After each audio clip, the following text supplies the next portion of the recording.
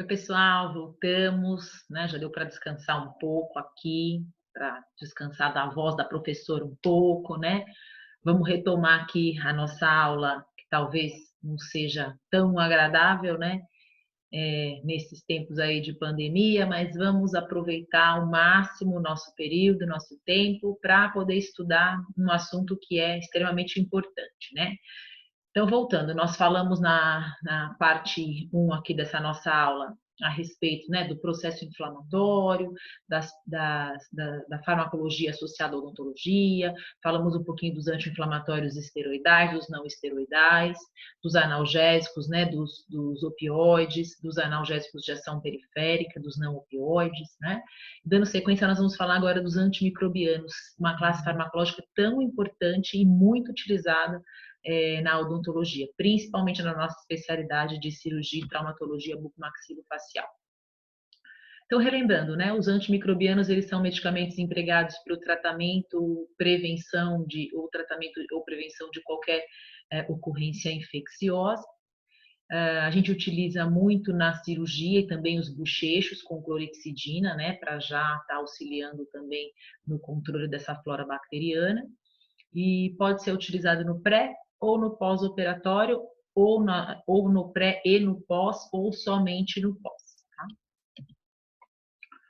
Para a gente saber quando a gente tem que prescrever uma medicação, é importante, antes de mais nada, que a gente classifique as nossas cirurgias, né? Para a gente ver a necessidade de fazer medicação antibiótica ou não.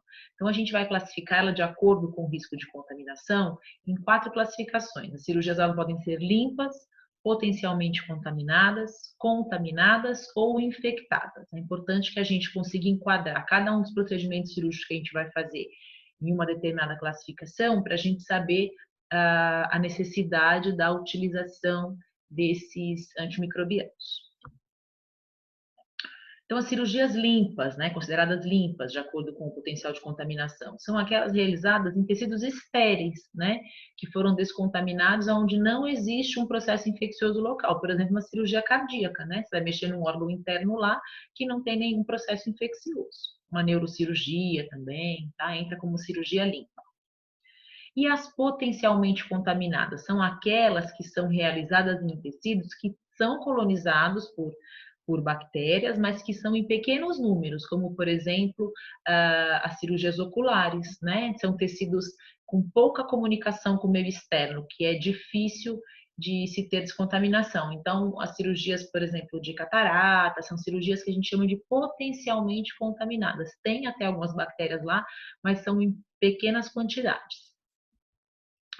Aí a gente tem as cirurgias contaminadas, que são as realizadas aonde? Nos tecidos onde se tem bastante presença de flora microbiana, que é de difícil descontaminação na ausência de processo infeccioso local. Então, por exemplo, cabe a nós aqui, as cirurgias bucais, né? A gente sabe que a cavidade bucal tem uma flora microbiana extensa, né? Então, aqui também você pode incluir cirurgia de orofaringe, de amígdala, debridamento de queimadura, né? Então, são aquelas cirurgias bucais que, por si só, a nossa cavidade bucal já tem uma grande quantidade de flora bacteriana. Por exemplo, aí, uma extração com vistas ao tratamento ortodôntico, né? Tá vendo? A gente está extraindo aqui um primeiro pré-molar superior do lado esquerdo, né? Um elemento 24. Então, ele não tem nenhuma infecção associada, mas eu vou classificar essa minha cirurgia como uma cirurgia contaminada, porque a cavidade bucal já apresenta uma microflora bacteriana abundante. E aí eu vou ter as minhas cirurgias chamadas propriamente ditas de cirurgias infectadas, que é o quê? São aquelas que podem ser feitas em qualquer tecido, em qualquer lugar do nosso organismo, aonde já se tenha um processo infeccioso instalado, como por exemplo o quê? Uma drenagem de um abscesso, né? Vejam bem, esse paciente apresenta um extenso abscesso aqui, por conta de uma fratura de mandíbula ocasionada devido a tentativa de extração de um terceiro molar inferior, né? Isso infectou e o paciente apresenta esse abscesso. Então, essa cirurgia, a primeira coisa que eu vou ter que fazer aqui é uma drenagem desse abscesso, é uma cirurgia infectada, porque eu já tenho secreção purulenta e bactérias todas associadas, então é importante eu saber o tipo de cirurgia, de procedimento que eu vou estar realizando ali no paciente, classificar ela nisso daí. Por quê? Porque frente a isso eu vou saber, ó, por exemplo, uma cirurgia limpa, eu vou ter um risco de infecção de 1 a 5%. Numa potencialmente contaminada, de 3 a 10%. Numa contaminada, 15%. E numa infectada, 30%. Né? O que nos dá a opção, por exemplo, de você não optar por prescrever um antibiótico numa cirurgia limpa no pós-operatório, a chance de você ter uma infecção é pequena. Já numa cirurgia infectada, 30% é um risco muito grande, você não pode deixar o paciente correr esse risco. Então, por isso é que é importante você classificar. Tá? É óbvio que algumas circunstâncias vão elevar esse risco, independente de eu ter uma cirurgia limpa ou não, né? Então a gente sempre fala, cirurgia, prescrição, não é receita de bolo, não é igual para todo mundo. Ah, mas essa aqui era uma cirurgia, uma extração com vistas à ortodontia, né? O paciente não tinha infecção nenhuma local, então eu não vou prescrever um antibiótico. Só que aí você vai ver lá na anamnese do seu paciente tão importante, ele é um paciente diabético descompensado, né? Primeiro, o ideal seria você nem fazer, né? O ideal é você, como é uma cirurgia eletiva, você pedir que o paciente procure um acompanhamento para daí poder dar início a esse tratamento cirúrgico e ortodôntico. Mas suponhamos que seja uma cirurgia emergencial. Você sabe que você vai prescrever um antibiótico para esse paciente. Por quê? Porque ele tem uma chance maior de infecção. Ou ele pode ter muita idade, ou você pode estar reoperando um sítio ali já operado, né? Ou esse paciente tem algum distúrbio endócrino, ou existe alguma presença de algum corpo estranho ali naquele local. Então, aí você tem que entrar com um antibiótico, independente da cirurgia ser limpa ou não, né? Então, tudo tem que ser pesado e levado em consideração. Outro aspecto importante, muito questionado, né, é com relação à profilaxia antibiótica. O que é a profilaxia antibiótica? É um antibiótico que eu vou dar para o meu paciente antes de fazer a minha intervenção cirúrgica, né, no pré-operatório, que a gente chama. Qual é o objetivo dele? Evitar a infecção durante o período de cicatrização inicial dessa ferida, né? Então, eu utilizo muito para cirurgias de implante, para quando você vai fazer enxerto, para locais já previamente infeccionados e para os pacientes que têm risco de endocardite bacteriana, que é o acometimento do músculo interno ali da parte interna do coração por uma bactéria, onde a gente vai ter esse processo chamado de endocardite bacteriana. Então, a endocardite bacteriana é uma infecção peculiar que nós temos uma determinada profilaxia antibiótica para esse tipo de patologia, tá? As demais, a gente faz uma profilaxia antibiótica padrão, né? E aí eu vou continuar aqui que eu vou passar para vocês essas dosagens. Então, esses pacientes que não têm risco de ter a endocardite infecciosa, e quem são os pacientes que têm o risco de ter endocardite infecciosa? São os pacientes que têm qualquer distúrbio cardíaco, que já passaram por cirurgias de válvulas cardíacas, que têm procedimentos de ponte de safena, que a gente chama angioplastias, né? De mamária, de ponte de safena. Então, pacientes que foram submetidos a cirurgias cardíacas, usuários de próteses, de estentes. Então, esses pacientes a gente tem que ter um certo cuidado a mais. E aí, a profilaxia antibiótica desses pacientes vai ser diferenciada. Dos demais, pacientes diabéticos descompensados, com distúrbios endócrinos descompensados, a gente vai usar isso aqui, ó. 1 grama de amoxicilina 1 hora antes, que é o protocolo aqui da universidade. Se ele for alérgico a penicilina, 600 miligramas de clindamicina 1 hora antes, ou 1 grama de cefalexina 1 hora antes do procedimento.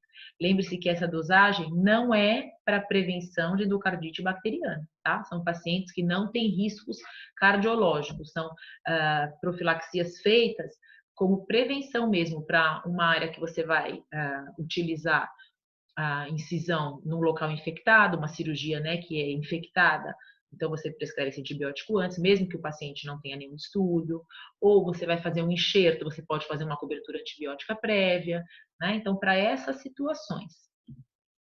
Já os pacientes que podem vir a ter uma endocardite infecciosa, que são aqueles cardiopatas, né? É importante que a gente faça a dosagem correta desse antibiótico, uma dosagem maior.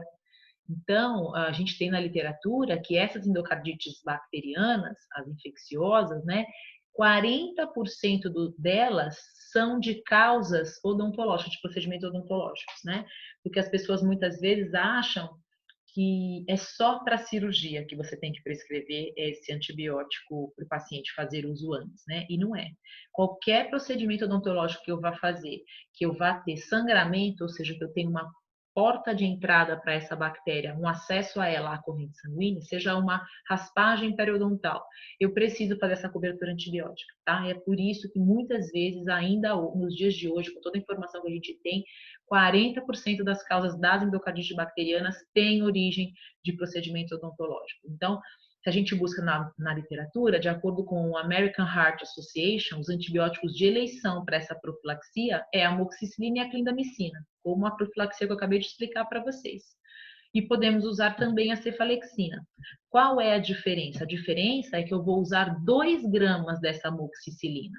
Né, nos pacientes que não têm distúrbio cardíaco, que tem uma cirurgia potencialmente contaminada, ou é uma cirurgia de enxerto, ou uma cirurgia de um terceiro molar muito extensa, que eu queira fazer uma prevenção antes, eu dou 1 grama. Para os pacientes que têm problemas cardíacos, que podem vir a desenvolver uma endocardite bacteriana infecciosa, eu preciso dar 2 gramas da minha amoxicilina, 1 hora antes do procedimento. Se ele for alérgico, 600 miligramas da clindamicina, 1 hora antes do procedimento, tá? Eu tenho aqui uma tabela também para vocês verem a conversão disso, se a gente for pensar em criança, tá? Então, por exemplo, a amoxicilina, a gente precisa de 2 gramas. Se cada comprimido da amoxicilina no mercado tem 500 miligramas, eu vou ter que pedir para esse meu paciente tomar 4 comprimidos de uma só vez, 1 hora antes do procedimento, tá? Para que no momento em que a gente esteja intervindo, esse antibiótico esteja circulante ali no organismo do paciente, tá? Vejam bem, crianças, mesma coisa, nós temos muitas crianças com distúrbios cardíacos, né, congênitos.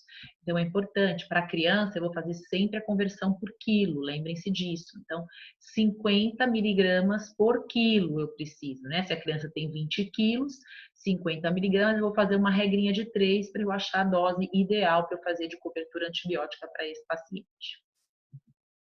Posso usar também a cefalexina? Posso. Quanto que eu preciso? 2 gramas 1 hora antes do procedimento, tá?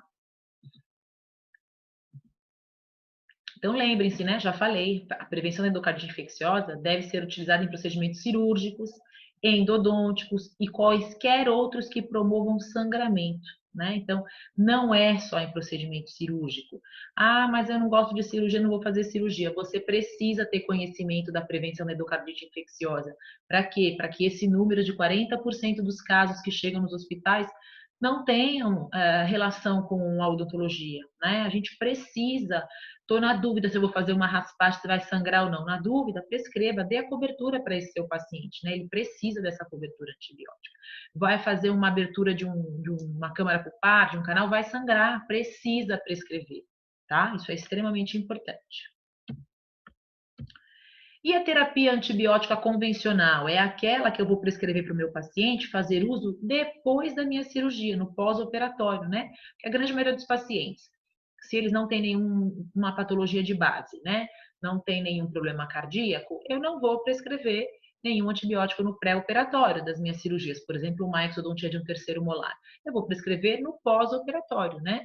É utilizado após as intervenções de natureza mais traumática, prolongada ou em caso de quebra de cadeia séptica, né? Lembrem-se da aula de biossegurança e controle da infecção, extremamente importante que eu tenha total controle sobre os riscos, né? Sobre a infecção cruzada, mas é óbvio que se você perceber que houve quebra de qualquer uma desses elementos da cadeia séptica, deve-se sim também instituir a terapia antibiótica, tá? Essas infecções, elas costumam ocorrer no 3º para o 4º dia de pós-operatório. E o que a gente mais vai utilizar são essas 3 classes, as mesmas que a gente usou lá na antibiótica terapia profilática. Amoxicilina, clindamicina, nos casos dos pacientes alérgicos, né? e a cefalexina. É óbvio que a gente tem alguns outros antibióticos, né? No passado usou-se muito a eritromicina, por exemplo, para pacientes alérgicos. Pode ser utilizado? Pode, mas hoje em dia os padrões atuais pedem que a gente utilize a clindamicina, tá? Qual é o protocolo? Lembrando, né? Lembra que eu falei lá, um dos primeiros slides dessa nossa aula? O protocolo é algo embasado em critérios, né, em estudos científicos. Então, qual é o protocolo que a gente utiliza aqui na universidade, né, de terapia antibiótica que a gente vai dar para o paciente no pós-operatório das nossas cirurgias? A amoxicilina de 500 miligramas, o paciente vai tomar um comprimido de 8 em 8 horas, 7 dias, né? Porque ele precisa de 1,5 grama de ação por dia. Se for a clindamicina, o comprimido da clindamicina é de 300 miligramas. Eu vou precisar dar o quê? 900 por dia. Mesma coisa, ele vai tomar um comprimido de 8 em 8 horas, 7 dias também. E a cefalexina, 500 miligramas. Eu preciso de quanto? 2 gramas. Então, lembrem-se que a posologia da cefalexina é de 6 em 6 horas. Então, o paciente vai tomar 4 comprimidos por dia, tá? Os pacientes, a gente acaba, às vezes, fugindo da cefalexina por conta da tomada dela, tem que ser de 6 em 6 horas. Mas quando a gente tem, por exemplo, ferimentos que envolvem pele, então é importante a gente saber também a ação dos antibióticos, em quais micro-organismos eles são mais, atingem melhor, né? Quais micro-organismos são mais sensíveis àquela droga, por exemplo. Se você tem um ferimento em pele, a gente sabe que pele tem uma grande quantidade de estafilococcus, então aí a gente acaba lançando mão de utilizar a cefalexina. Então, é importante a gente saber também o espectro de ação de cada um desses antibióticos. Estou dizendo para vocês o protocolo que a gente tem a amoxicilina, porque ela acaba agindo na grande maioria da microbiota oral, né? Por isso que ela é o nosso carro-chefe. Clorexidina, lembra que eu falei da gente fazer bochechos prévios com clorexidina antes das nossas intervenções? Porque estudos demonstram uma melhora na cicatrização de tecidos moles e reduz bastante a placa bacteriana, né? Então, no pós-operatório, a gente pede para o paciente fazer no pré-operatório e no pós-operatório, a gente vai manter esses bochechos com clorexidina, pedindo para fazer cerca de 4 vezes ao dia, pelos próximos 14 dias de pós-operatório, exceto no primeiro dia, que a gente pede para o paciente evitar os bochechos, para que a gente não tenha interferência nas fases de coagulação. Lembram-se da primeira fase de coagulação, que eu também já dei essa aula para vocês, né? Que é aquela formação daquele coágulo. Então, a gente pede para o paciente não fazer bochechos para que esse coágulo não seja removido no interior do alvéolo, tá? Agora, a partir do segundo dia, bochechos primordial. Então, tá aí o protocolo que eu disse para vocês, tá? Amoxicilina, uma cápsula de 8 em 8 horas, 7 dias. A gente utiliza como nosso anti-inflamatório não esteroidal de escolha aqui na universidade o diclofenaco sódico de 50 miligramas. O paciente vai tomar um comprimido de 8 em 8 horas, 3 ou 4 dias. E a dipirona sódica de 500 miligramas ou o paracetamol de 750 miligramas, que é um analgésico. Ele vai tomar um comprimido de 6 em 6 horas, em casos de dor, porque lembrando que dor não é igual para ninguém. Tem paciente que vai fazer uma cirurgia no dia seguinte vai estar excelente e tem paciente que ainda vai estar tomando esse analgésico por mais 3, 4, 5 dias, tá?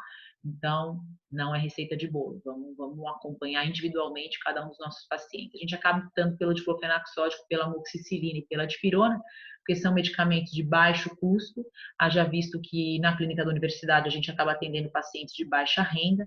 Essas medicações são facilmente encontradas nos postos de saúde, então é por isso que a gente acaba trabalhando com elas, porque, como o próprio nome diz, é um protocolo com evidências científicas e que funciona bem para esse tipo de população em especial que a gente atende.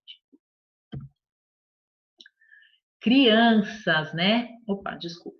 Crianças, importante, ó, sempre que pensamos em posologia pediátrica, temos que ter em mente que a posologia varia com a idade e com o peso e com o bom senso do profissional, né? Idade não é tudo. Hoje em dia a gente tem muitas crianças que estão obesas, então isso é muito importante. Então, a amoxicilina, por exemplo, que é o antibiótico de eleição nos nossos pós-operatórios de cirurgia, a posologia dele é 250 miligramas. Como que eu vou calcular? Eu preciso ter 40 miligramas por quilo dessa criança por dia, dividido em tomadas de 8 em 8 horas por 7 dias. Então, se eu pegar um exemplo aqui, ó, para ficar fácil para vocês. Então, eu pego uma criança, por exemplo, que está pesando 20 quilos. Eu sei que a amoxicilina tem 250 miligramas em cada 5 ml. Vocês vão ver que a posologia é 250 miligramas barra 5 ml. Então, o que que eu preciso? Eu já disse lá, né? Eu preciso, qual é a posologia que eu preciso para ter a ação dela? 40 miligramas por quilo por dia. Então, eu preciso de 40 miligramas vezes quantos quilos essa criança tinha? 20, né? Que vão ser o quê? 800 miligramas por dia. Então, eu preciso de 800 miligramas para essa criança por dia. Se eu sei que em 5 ml eu tenho 250 miligramas, eu vou fazer uma regrinha de 3, né?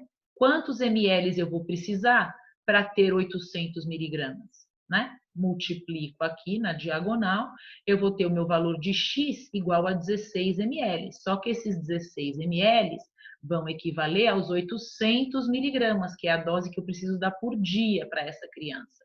Só que eu sei que a tomada dela é de 8 em 8 horas. Se é de 8 em 8 horas e o dia tem 24 horas, eu vou dividir essa dosagem total em 3, porque eu preciso que ela tome a cada 8 horas.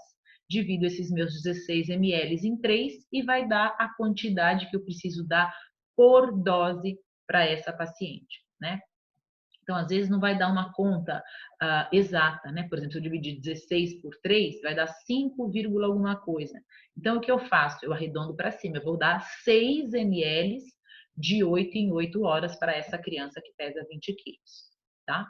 Se ainda ficou alguma dúvida, depois a gente pode, vocês podem me questionar, a gente pode marcar um fórum, mas isso aqui é importante. Eu acredito também que na disciplina de odontopediatria vocês vão ter isso muito frisado, mas é importante a gente saber prescrever esses antibióticos para os nossos pacientes pediátricos, tá? Anti-inflamatórios, olha, aproveitando puxar um gancho aqui para falar para vocês, né? Anti-inflamatórios e analgésicos. Como que a gente calcula? Normalmente, quando são medicamentos em gotas, a gente vai calcular uma gota por quilo, né? Por dose dessa criança, de 12 em 12 horas. Obviamente, no máximo de 35 gotas, né? Eu não vou dar 50, 60 gotas de um medicamento para uma criança. Então, vai girar em torno, em média, disso daqui. E a nimesulida, mesma coisa, né? O ibuprofeno em gotas, que é o alívio de 100 miligramas, a gente prescreve muito para criança como analgésico e anti-inflamatório. Uma gota por quilo. A criança tem 20 quilos, vou prescrever 20 gotas. Quanto? De 8 em 8 horas. Tá? Os analgésicos e anti-inflamatórios é mais fácil, porque como eles são em gotas, normalmente é uma gota por quilo. O mais difícil é a gente conseguir fazer esse cálculo aqui com a dose do antibiótico. Mas acredito que deve ter ficado fácil aqui para vocês, tá? Se ainda restou alguma dúvida, eu vou estar à disposição aí. Só para a gente finalizar a parte de farmacologia aqui, das medicações, né? Antes de eu ensiná-los a como prescrever cada uma delas, eu acho que é importante a gente falar brevemente de alguns outros medicamentos que a gente prescreve que não estão inclusos nessas classes que a gente falou. Ele não é um anestésico, ele não é um anti-inflamatório, ele não é um analgésico, ele não é um antimicrobiano, né? Então, o que que a gente tem? A gente tem, por exemplo, o aciclovir, que ele é um antiviral, né? Que o nome comercial dele é o Zovirax. A gente tem ele para combater o quê? As herpes, né? Então, a gente tem ele na apresentação tópica de creme dermatológico, 50 miligramas, ou nos casos mais graves, eu tenho o aciclovir via oral, que é de 200 miligramas, que o paciente vai fazer uso via oral, via enteral, tá? O acetonito de triancinolona é o quê? É um corticoide, né? Uma pomada de corticoide de uso tópico, né? Que é o famoso Oncilon A em hora base. Eu tenho cetoconazol, que é o nome comercial dele é o Nizoral. Ele é o quê? É um antifúngico, né? Eu tenho ele em comprimido ou tenho ele também em creme, em pomada. Eu tenho o Benadryl, que é o cloridato de difenidramina, que é em xarope. Eu tenho a clorexidina, que é o Periogard, que eu falei com vocês aqui, que eu tenho ele em solução ou em gel. A nistatina, nome comercial micostatin, antifúngico, né? Ó, a concentração dele é 100 mil unidades por ml. A forma farmacêutica é suspensão oral. Ele vem normalmente com conta-gotas. A gente usa muito ele para tratar candidíase oral, tá? Então é importante também vocês terem ele aí na. Você pode falar para o paciente fazer uso de um conta-gota, que é em torno de 1 ml, na língua, espalhar pelo céu da boca. Normalmente, pacientes portadores de prótese total superior, né? Pode pingar essa solução, inclusive, na parte interna da prótese, onde entra em contato com o rebordo. Metronidazol é da classe dos antimicrobianos, é super importante a gente ter conhecimento dele do flagil, porque a diferença dele com os outros antibióticos, antimicrobianos que eu falei para vocês, é que ele age nas bactérias anaeróbias, né? Então a gente lembra, a gente tem classificação de bactéria aeróbia e anaeróbia. Todos os outros que eu falei para vocês, né, a amoxicilina, eles agem na aeróbia. O metronidazol, ele age nas bactérias anaeróbicas, muito presentes nos processos infecciosos. Então, muitas vezes, para tratamento dos abscessos dentoalveolares, eu vou associar dois antibióticos. Eu vou associar, por exemplo, uma amoxicilina, que tem uma cobertura de bactérias aeróbias, com um metronidazol de 400 miligramas, que faz a cobertura de anaeróbias.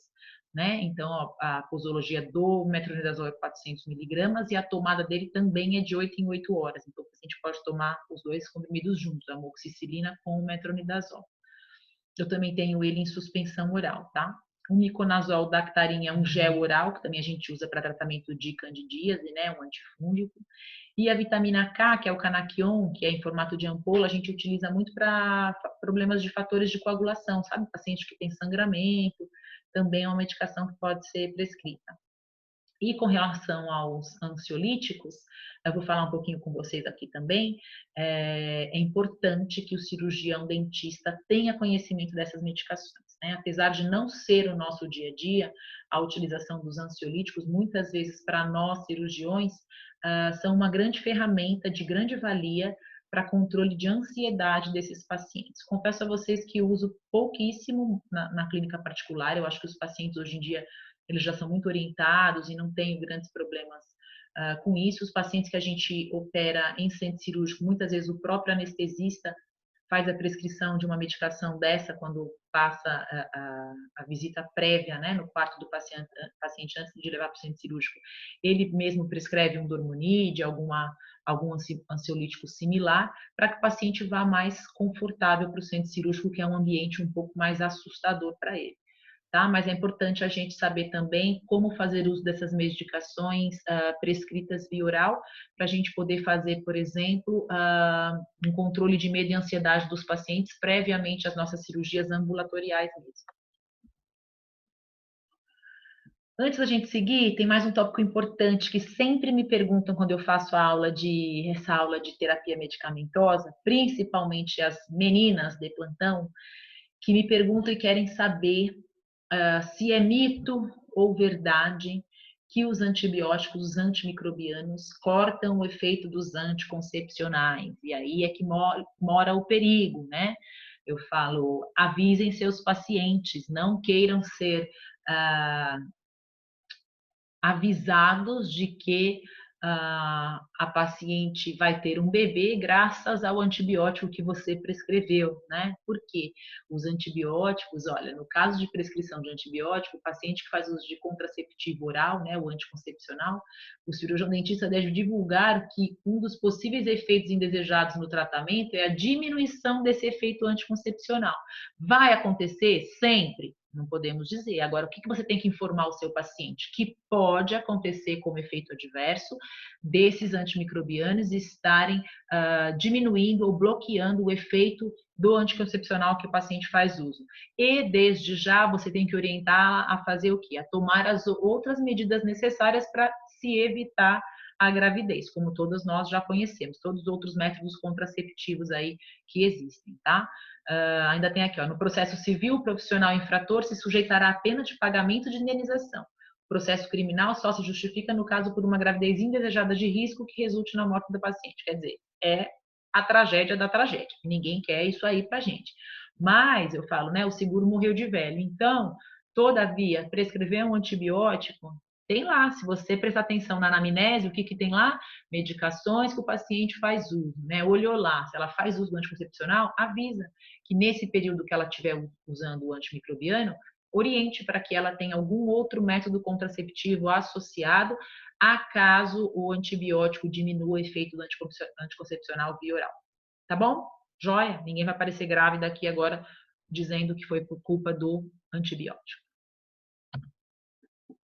Dando sequência, vamos falar agora, vou tentar falar mais breve para vocês, porque São assuntos que eu gosto bastante e acho tão importantes, acabo falando demais. Mas vamos tocar aqui, vamos falar agora das prescrições medicamentosas, né? Como que eu vou pôr tudo isso que eu aprendi agora num papel para o meu paciente poder ir lá na farmácia, comprar e usufruir dos benefícios desses medicamentos aí.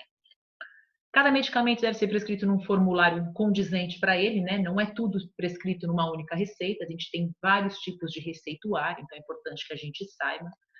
Essa prescrição deve ser clara, legível em linguagem compreensível, né? Hoje em dia, essa história de letra de médico é algo inadmissível. A gente não pode fazer um receituário para o nosso paciente, onde o paciente não consiga ler o que está escrito, né?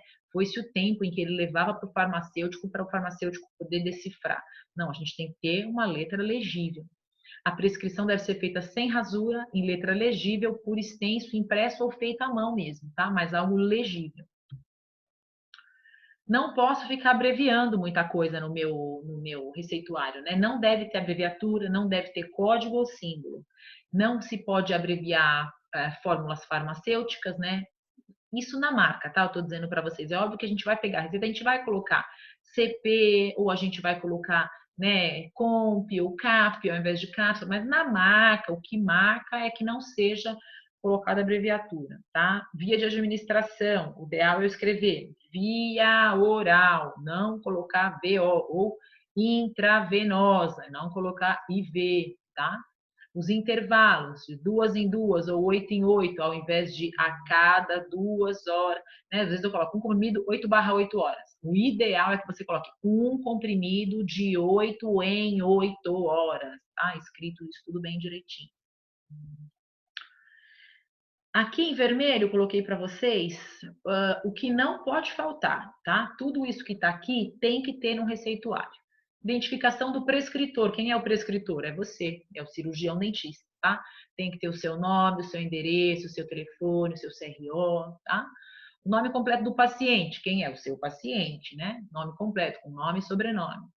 Via de administração, o uso é interno, o uso é externo, né? Interno é aquele que a gente fala interal, o externo é o parenteral, né? Então, nas nossas receituárias aí de clínica de consultório, o uso vai ser interno, né? São vias enterais, comprimidos através do trato gastrointestinal. Aí depois eu vou ter o quê? O nome, a forma farmacêutica, a potência do fármaco e a quantidade total do medicamento. Meu Deus, eu tenho que pôr tudo isso? Tem, e você coloca, ó, é que talvez você às vezes coloque e não saiba que você está colocando. Mas quando eu escrevo lá, amoxicilina, estou escrevendo o nome. 500 miligramas, eu estou colocando o quê? A potência do meu fármaco. A quantidade total, 21 cápsulas, né? E a forma farmacêutica, cápsula. Então, eu coloquei tudo isso aqui, tá na marca, tá? A via de administração, quantidade, intervalo entre as doses e a duração do tratamento, por exemplo. Depois que eu escrevi o nome, a forma farmacêutica, a quantidade e a potência, eu preciso colocar abaixo disso como que o paciente vai fazer uso. Então, é o quê? Tomar quanto? Quantidade, uma. Cápsula, como? Qual é a via de administração? Por via oral. Qual é o intervalo? A cada 8 horas, né? 3 vezes ao dia. Quanto tempo? Qual é a duração? 7 dias. Tá? Isso tem que estar lá no meu receituário. E a quantidade do medicamento, ele tem que estar de acordo com a dose e duração. Eu não posso colocar uma cápsula via oral a cada 8 horas por 7 dias e no total vir aqui e colocar 28 comprimidos. Não, porque eu sei que se ele vai tomar um de 8 em 8, ele vai tomar 3 por dia. Por 7 dias, eu tenho que fazer a conta. 3 vezes 7 é 21. O total tem que estar 21, tá? Senão eu vou ter problemas, a farmácia não vai querer dispensar isso para o paciente. Tipos de prescrição, isso é importante, né? Porque a gente já aprendeu que a gente tem várias classes farmacológicas, a gente tem que saber quais são os receituários que eu vou usar para cada uma delas. Então, a gente tem a notificação de receita que a gente chama A, que é a receita de cor amarela. São fornecidos de forma numerada e controlada pela vigilância sanitária local. Você precisa fazer um cadastro e solicitar. Então, não é só você ter o seu CRO, você não vai conseguir mandar fazer esse receituário em qualquer gráfica. Você tem que fazer um cadastro na vigilância sanitária, levar vários dados, vários documentos seus. Aí a vigilância sanitária vai fazer uma análise dessa documentação e vai te dar lá o parecer favorável ou não, com a numeração que é liberada para você poder utilizar naqueles receituários. Aí você vai numa gráfica, com essa autorização da vigilância, é que você vai conseguir fazer os impressos desse receituário, tá?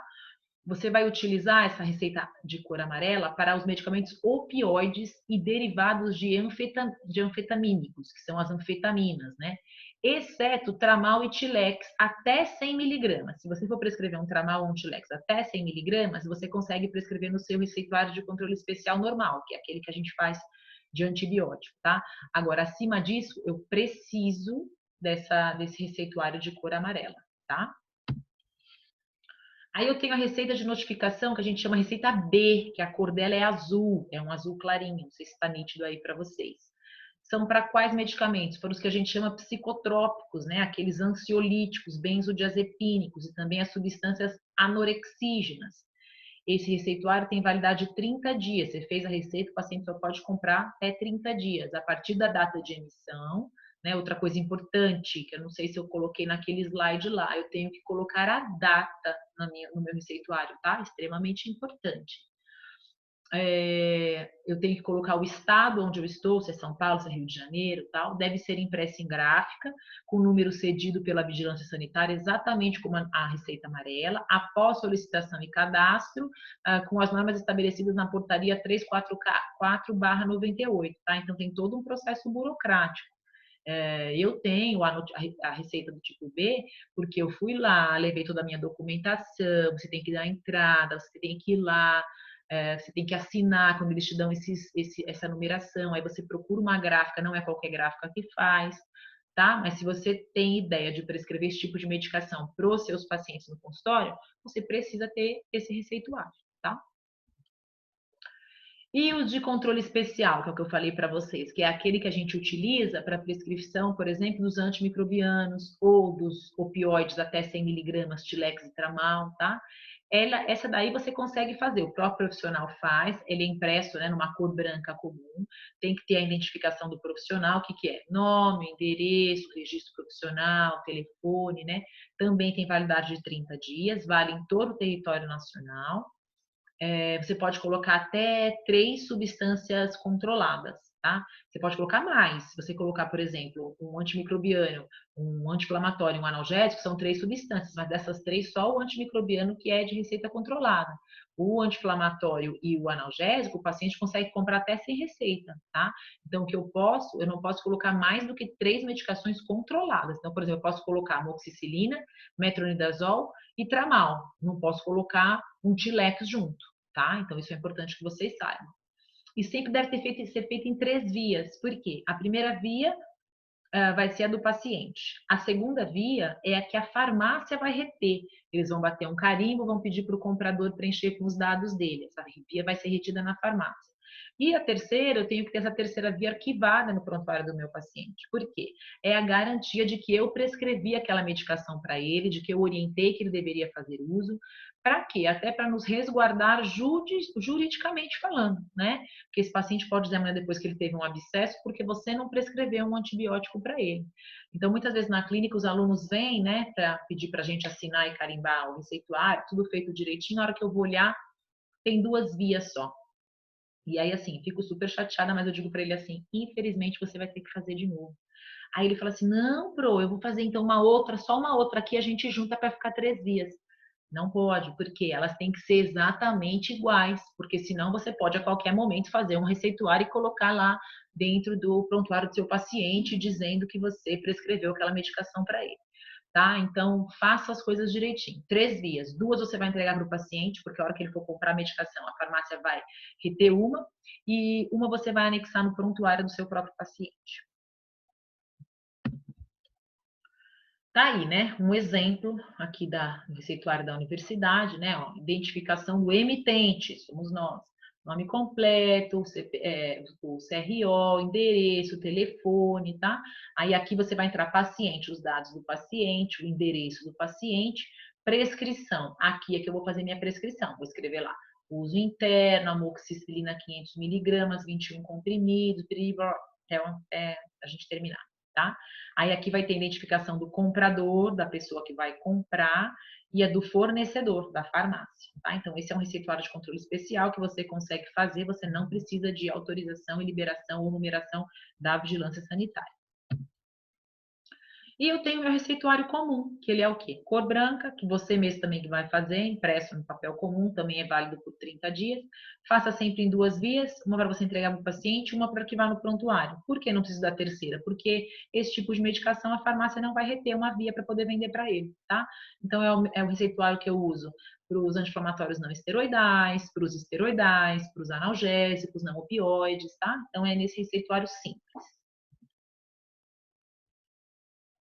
Qual é o protocolo nosso aqui? Já expliquei para vocês. Amoxicilina de 500, diclofenaco sódico de 50 e a dipirona sódico de 500 miligramas ou paracetamol de 750 miligramas, né? Nós vamos transcrever tudo isso aqui para a nossa receita, bem bonitinho, né? Para o senhor fulano de tal, o nome dele, o uso é interno, né? Amoxicilina 500 miligramas, 21 cápsulas, tomar uma cápsula por via oral a cada 8 horas durante 7 dias.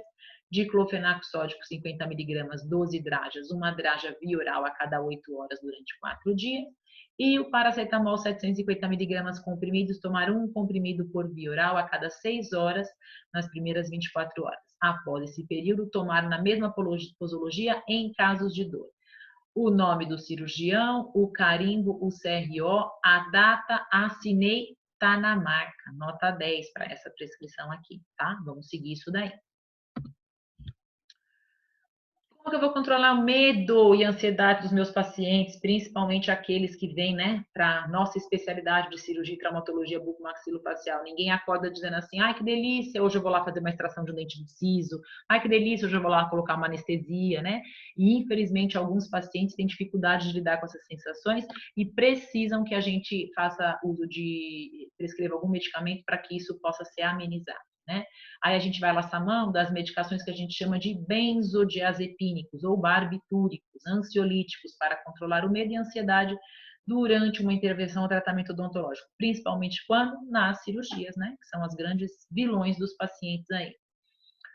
Pode ser utilizado em pacientes portadores de necessidades especiais, né? A gente consegue muitas vezes trabalhar bem no paciente com necessidades especiais utilizando esses ansiolíticos. Também nos casos de urgência, quando a gente vai fazer atendimento de criança que teve traumatismo dentário, com avulsão dental, né? A gente precisa reposicionar esses elementos e a criança tem uma certa dificuldade, né? Então a gente pode usar também os benzodiazepínicos em pediatria, em odontopediatria, tá? E a sedação medicamentosa em consultório deve ser realizada por via oral, em dose única e pré-operatória, tá? Você vai prescrever ali para o seu paciente antes da sua cirurgia e você não vai funcionar uma veia, você não vai ficar administrando dormonide para ele durante a cirurgia. Não, né? Isso já foge da nossa competência. Nós vamos fazer somente esse controle de ansiedade através de medicação via oral. Então aí, né, eles atuam na GABA, né, que é vocês devem se lembrar disso também, que é o neurotransmissor, causa o quê? Uma depressão do sistema nervoso central. Então, são medicamentos de ação central, né? O paciente não pode dirigir, não pode operar máquinas, isso tudo tem que ser explicado para ele, vai ter que vir com um acompanhante, embora com um acompanhante. São medicamentos que são usados, além de dar essa sensação de relaxamento, de sedação, né, de controle da ansiedade, eles são utilizados como amnésicos e anticonvulsionantes, né? Então, eles têm alguns outros fins específicos. Então, a gente tem que usar isso daí com moderação. O primeiro deles, talvez mais conhecido e difundido, é o diazepam, também com o nome comercial de Valium. É o mais empregado em cirurgias ambulatoriais. A dosagem usual dele é de 5 a 10 miligramas, você prescreve 1 hora antes do procedimento, de realizar o procedimento. E esses efeitos desaparecem de 2 a 3 horas, então é uma dose única, tá? O Lexotan também, que é dessa classe dos benzodiazepínicos, a dosagem dele é 3 miligramas também 1 hora antes. Se o paciente faz algum uso de outra medicação para sistema nervoso central, como por exemplo um analgésico opioide, você tenta fazer uso do diazepam, tá? Não usar o Lexotan.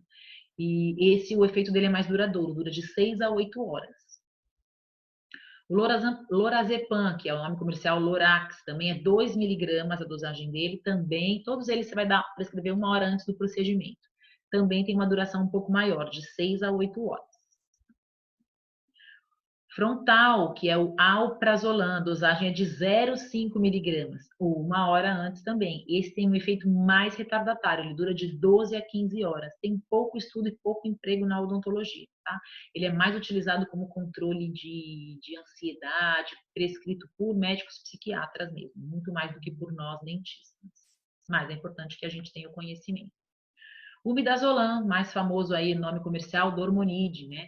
A gente tem de 7,5 de 15, via oral. Você vai prescrever esse daqui de 15 a 30 minutos antes da intervenção, né?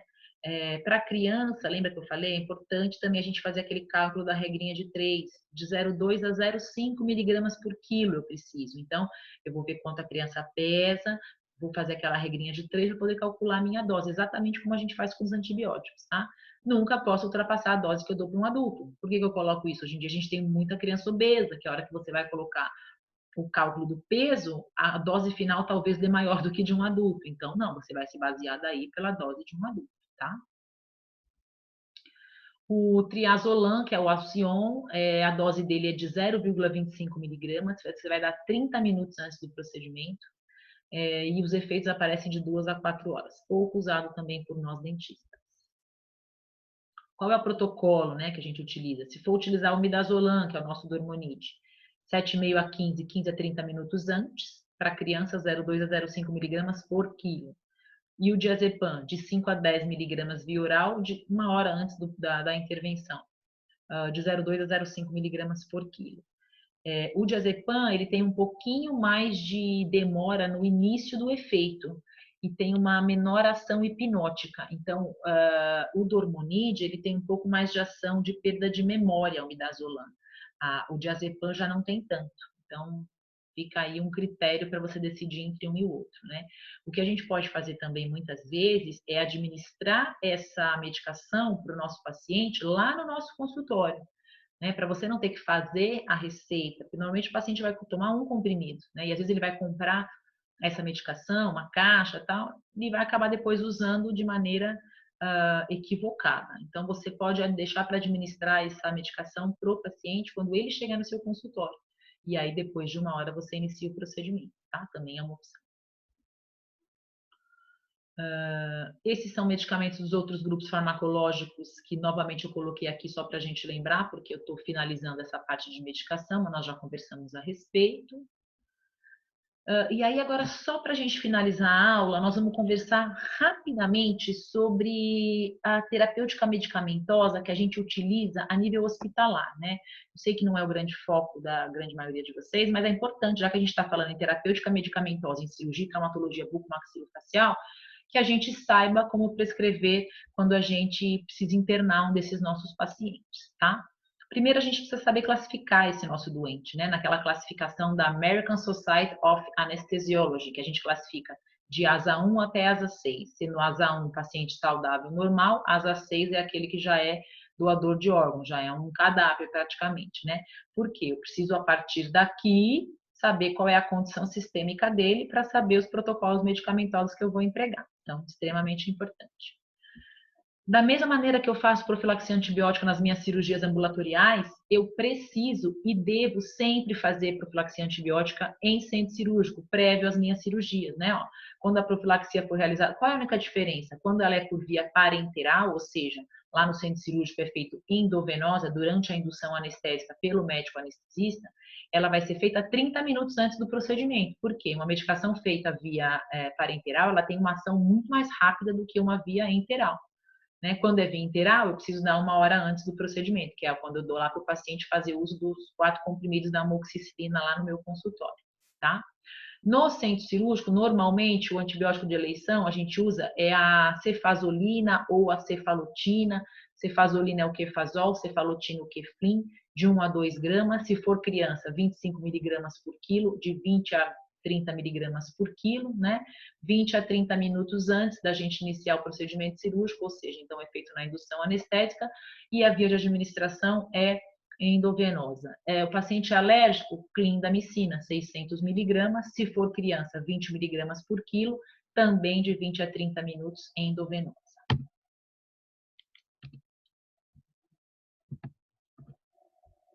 Como é que eu vou prescrever isso, né? Basicamente, a diferença do receituário hospitalar é que eu vou ter lá, né, o próprio o receituário do hospital, onde eu vou ter normalmente o nome do paciente, o nome do hospital, a data, a hora, às vezes isso aqui já vem com uma etiqueta para a gente. E aí eu vou ter uma sequência de prescrição que é diferente, né? Eu vou prescrever em hospital, primeira coisa, basicamente, o tipo de alimentação, como que eu quero fazer a hidratação desse meu paciente, e depois eu começo com as medicações endovenosas, passo para as medicações de via oral, alguma outra medicação em especial que eu tenha, e os cuidados gerais e específicos. Isso tudo numa folha só, porque isso vai ter a monitoração do pessoal da equipe de enfermagem, então isso é extremamente importante.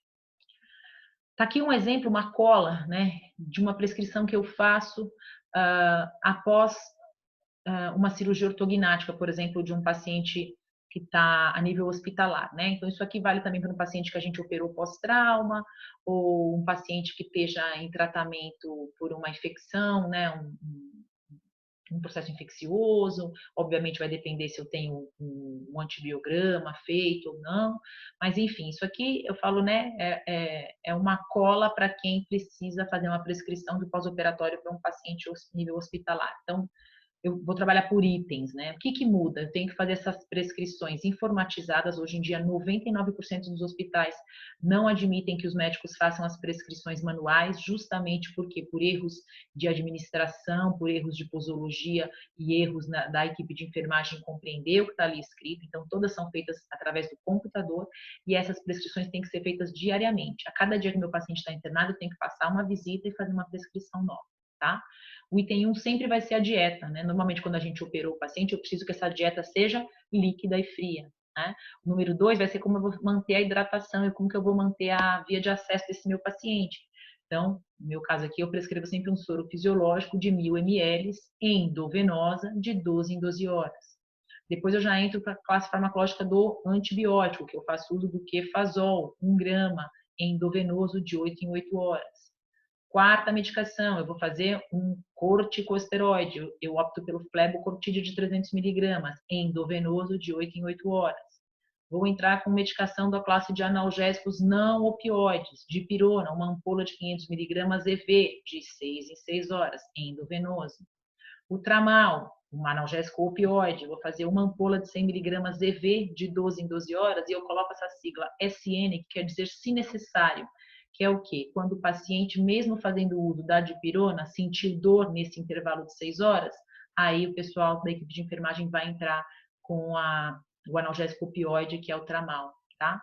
Ondansetron, ele é um antiemético, né? É o sal do Vonal, que a gente tem comprimido de 4 miligramas, endovenoso, a dose dele é de 8 miligramas. Eu vou prescrever porque esses pacientes muitas vezes deglutem sangue durante a cirurgia e o sangue é um irritante gástrico. Eu prescrevo esse antiemético para que ele fique confortável, não tenha náusea. E o omeprazol de 40 miligramas é um protetor gástrico, né? Vou fazer endovenoso de manhã para que tenha uma proteção desse trato gastrointestinal. Aí eu vou colocar aqui sempre assim, ó, os cuidados gerais. Quando eu coloco cuidados gerais, o que se engloba aí? Que o paciente seja monitorado na sua temperatura, na sua pressão e na sua saturação de oxigênio, né, através de um oxímetro de pulso.